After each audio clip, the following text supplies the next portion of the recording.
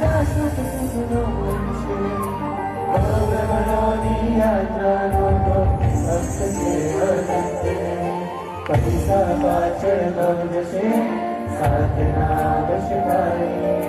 साथ भरेला संबंधो छे सत करीने सगाई तू आनंदा करिया ईश्वर ने पाचड़ लागे जीवन में सुख से जोड़ से एक जल जरूर आनंदा करिया